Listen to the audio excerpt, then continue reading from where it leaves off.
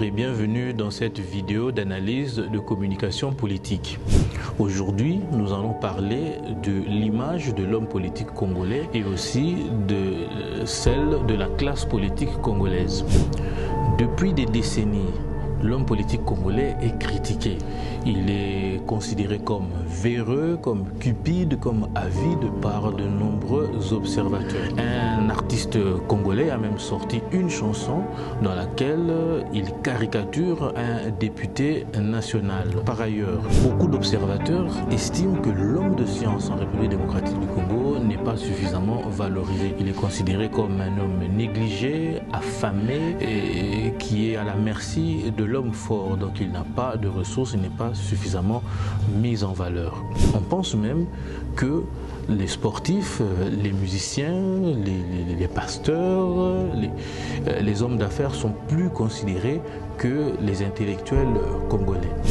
Depuis quelques années, cependant, sous le haut patronage du président Félix Tshisekedi et le parrainage de l'honorable Augustin Kabouya, une structure a vu le jour. Elle regroupe des professeurs, des avocats, des médecins, des architectes, des comptables, etc. Ces derniers se rencontrent régulièrement pour réfléchir, discuter sur les problèmes de la République démocratique du Congo et proposer des solutions pour les résoudre. C'est le corps de l'élite scientifique de l'UDPS, une structure du parti au pouvoir. La création du corps de l'élite scientifique de l'UDPS constitue un tournant important dans la classe politique congolaise, dans la mesure où cette structure est en train de valoriser l'homme de science, l'intellectuel congolais. Aujourd'hui, actuellement, on peut citer comme exemple plusieurs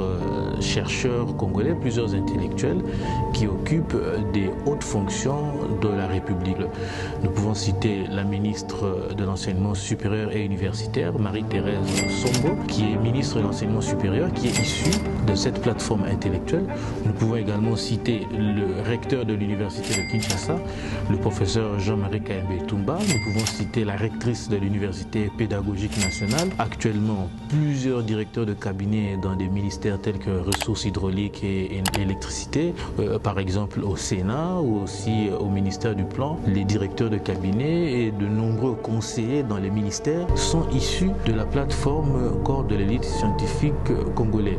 Nous assistons véritablement aujourd'hui à la naissance d'une nouvelle ère, dans la mesure où cette structure, le corps de l'élite scientifique de l'UDPS, valorise l'intellectuel congolais. L'intellectuel congolais aujourd'hui peut être considéré comme ayant une place dans l'échiquier politique congolais. Aujourd'hui, le corps de l'élite scientifique de l'UDPS ne valorise pas seulement la crème du parti au pouvoir, mais il valorise aussi les intellectuels des autres partis politiques. Plusieurs intellectuels issus des autres partis politiques ont déjà été invités à prendre parole au corps de l'élite scientifique de l'UDPS. On peut citer par exemple le professeur Luzolo Bambilesta qui est juriste, il est déjà intervenu plusieurs fois dans les conférences. On peut citer le professeur Daniel Mukoko Samba qui est économiste. On peut également citer le doctorant Julien Paluku qui est politologue. Il a eu également à intervenir dans une conférence du corps de l'élite scientifique de l'UDPS. Donc c'est une structure qui est ouverte aux autres partis politiques mais qui valorise l'intellectuel. Cette année, l'année 2024, nous avons assisté à l'organisation de la deuxième grande conférence du corps de l'élite scientifique congolais. Elle portait sur l'industrialisation de la République démocratique du Congo pour son développement. Plus de 20 chercheurs et intellectuels congolais ont pris parole pour partager leurs réflexions et leurs solutions aux défis du développement de la République démocratique du Congo. Donc cette structure qui aujourd'hui totalise 5 ans est en train de valoriser l'intellectuel congolais.